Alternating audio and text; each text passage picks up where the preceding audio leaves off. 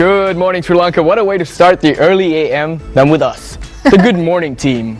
Yeah, with me, Jason, and of course, Anu in the studio as well. Hello, everybody. Good morning to you. So, according to my knowledge, Jason has been up to something very interesting. Yes, this during past the weekend. Yeah, Yes. it was really awesome because I went out of Colombo and I went to this in Kalpedia. I spent a spiritual retreat there. A spiritual retreat. I found myself there. A spiritual retreat. Yeah. And you. Yeah. Interesting combination. And no Batman mask, nothing, just me. Exactly. And you're wearing a Batman boot. So, spiritual Batman, right? I guess there I didn't with find us. myself fully, but anyway. So, alright, so Christmas is around the corner. Just a few days, maybe like a couple I'm of so glad that weeks December more. is here. Yeah. What do you have any plans for shopping, and do you know Yes. what the go-to place? I know. Yes, because obviously it's Christmas season. No, Right. because I have to study because my Right. exams are coming up in January, unfortunately. Okay. But I don't know, I'm enjoying the studying thing as well with Christmas songs in the background, so Yeah. it's going well. Yeah, it's good. I love how they're all playing good music at this time. But a quick advice, if you want, there's a new flagship store that just opened up. Everyone's seen it. Just go there, any place. Yeah. Just you get some great deals during the Christmas season. Yeah. That's the best time to shop as well. Anyways, also, December happens to be a lot of places to go. There's a lot of events going on. And guys and girls, you want to look your best. So I guess working out is in your routine for the next few days. And speaking of which, we have our go-to doctor again back in the studio. Back with Good us. morning, Dr. Harindu Vijay Singh. Good morning. Welcome back. All right, so we're here to speak about fitness today.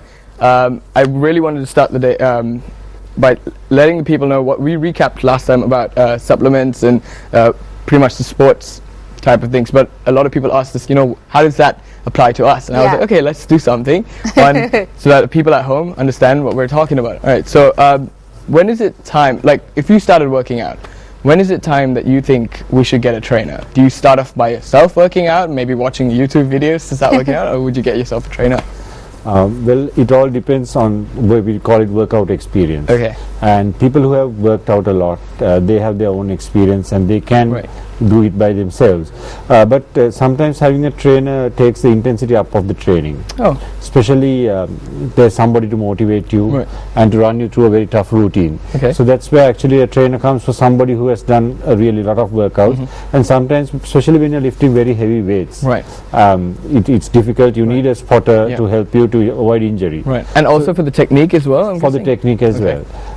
For an inexperienced person, a trainer is also beneficial because they can teach you the correct techniques. Because if you don't do the exercises properly, one thing is you can injure yourself and you can cause various things. And other thing is if you don't do exercise at the correct intensity, you won't get the benefit. Okay. So I think a trainer is beneficial if you can afford a trainer. But when you said inexperienced people, do you mean that, like Jason mentioned, it's not beneficial to look at YouTube videos and follow up on that? Because I know that most people do that these days.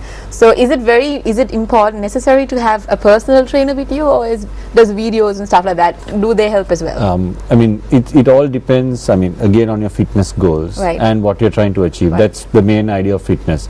Whether you're looking to lose weight, whether you're looking to improve your fitness overall, and the different workouts will depend on that. So athletes' workouts will depend totally differently on the sport. So it all depends on your goals. And generally, YouTube videos can be used. I've seen some are pretty good.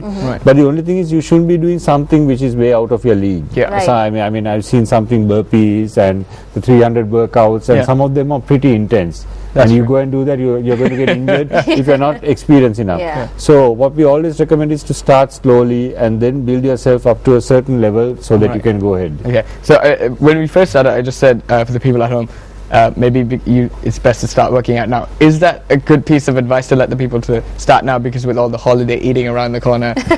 Or would you recommend that they start maybe after you finish all your eating of the Hollywood, the holiday, not holiday. Hollywood. Jason. Something in my mind about Hollywood, I don't know what it is. But yeah, like the festive season, like they eat some mad stuff, like cakes, date cake. The cakes go on, cake, and but you get what I mean. Would you recommend that they start off after the season's over, or is it good to start now? I would say start immediately. That is the best thing. So eat while working out. Is that your advice? Because when you work out, you feel very guilty about eating. Yeah, that's the thing. Yes.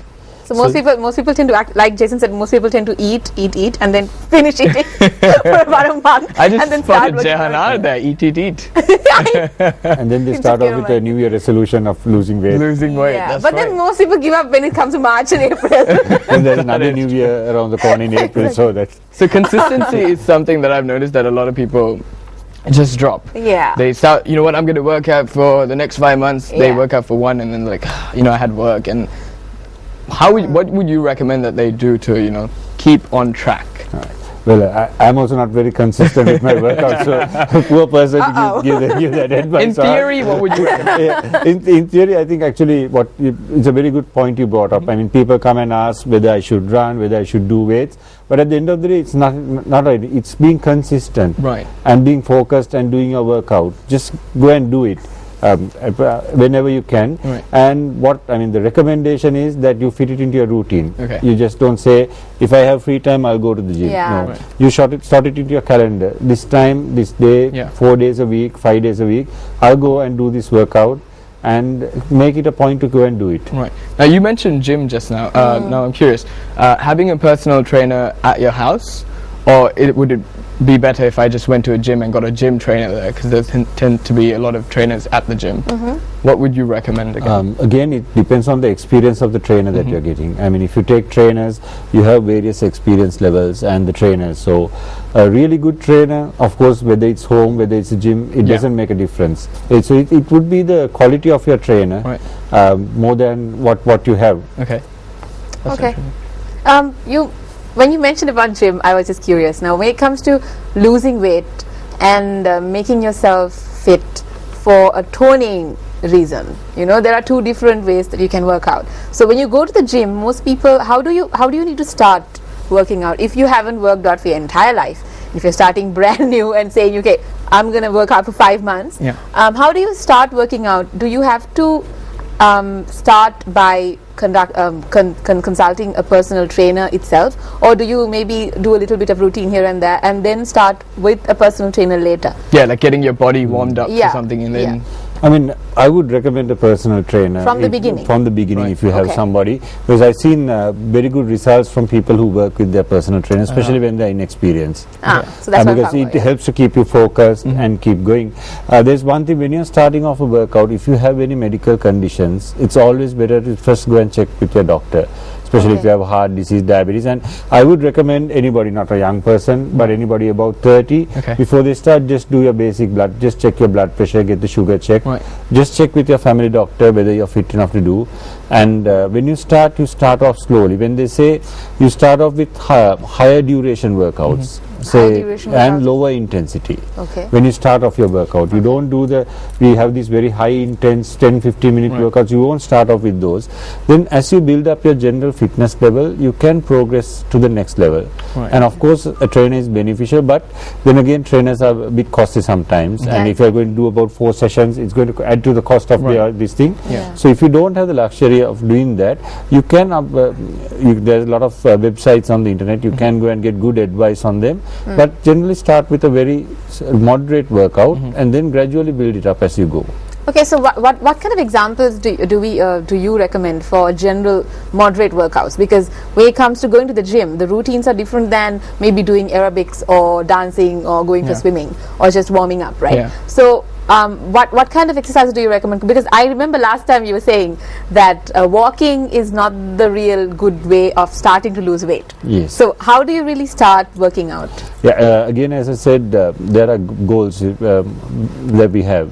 And if it's losing weight, unfortunately 85% is diet. Yes, that's the most unfortunate thing about it. Yeah, it is. Okay, that totally made me very discouraged right now.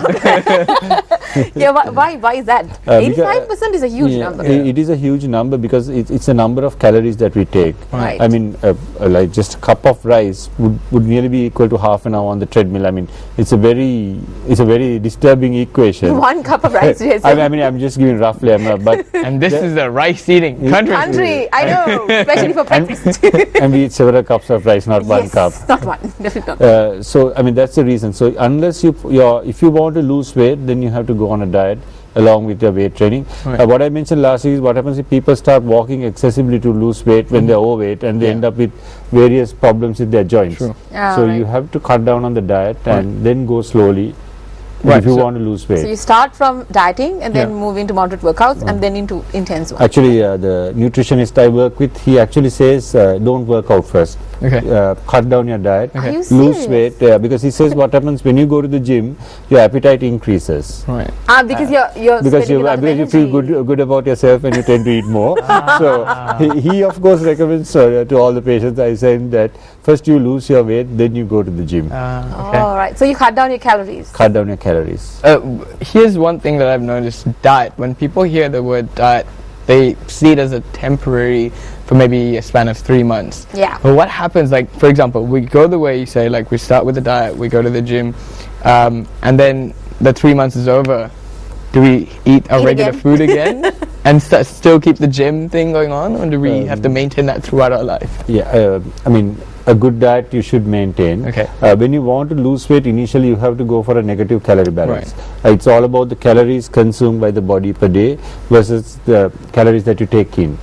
So we have to burn more calories and take in less calories, so we cause a negative calorie balance, and that brings down the weight. So initial phase you'll have to bring down your calories, but once you attain a certain weight, you may go up on the number of calories you take. But then it all takes a lot of experience and time to find out exactly the number of calories. That's true. I know. So does it differ to maybe between ages and genders? Yes. Especially the calories that you need to take in. We have a thing called our basal metabolic rate, how much we burn. And now actually if you think we burn more at a gym, we actually burn more throughout the day by doing day-to-day things, like because when our body is working, the heart is working, our digestive system is working, when we are walking, so all these things burn energy. So throughout the day everybody burns a certain amount of calories. That's much more than what you do at a gym basically, and that's called a basal metabolic rate. And a younger person has a higher basal metabolic rate. So when you are younger, 20, you can have a lot of food and you still don't gain weight. But when you come to our age, when you eat a little bit, you gain weight. So it's all about metabolic rate. And then when you do workouts also, we try to boost the metabolic rate. Rather than say work out 2 hours at a gym and burn a certain number of calories, what we try to aim is we try to do a workout to raise the metabolic rate, so that even after the workout, we call it afterburn, you burn more calories throughout the day. Is it harder, like obviously from what I've heard is that it's kind of harder the older you get to lose weight or to get fitter. So would you recommend that they start working out when they're young, get used to the process, by the time they turn 40 or 50, they would be used to it, so they could just easily lose the weight then? I mean, if you have done sports as a child, I mean, you have a huge advantage, because one thing, your body is used to exercise, and even at a later year you can start off versus someone who has never done sports. So to parents I would say, see that your child gets adequate amounts of physical activity, and then to the teen years you have to maintain it. 1 kilo a year in 20 years is 20 kilos. So that's a basic It's Jason's face. We're getting a lot of knowledge right now and being flabbergasted. Making us think. And especially for females, because every pregnancy they tend to put on about 5-6 extra kilos sometimes. So with all that, what happens is you start to accumulate, and then as you get older, it becomes more and more difficult to take it off. Let's actually get into detail about that, but before that we'll go into a quick commercial break and we'll be right back. But make sure you check our Facebook page. That's www.facebook.com/Good Morning Sri Lanka. We'll be right back after this commercial break.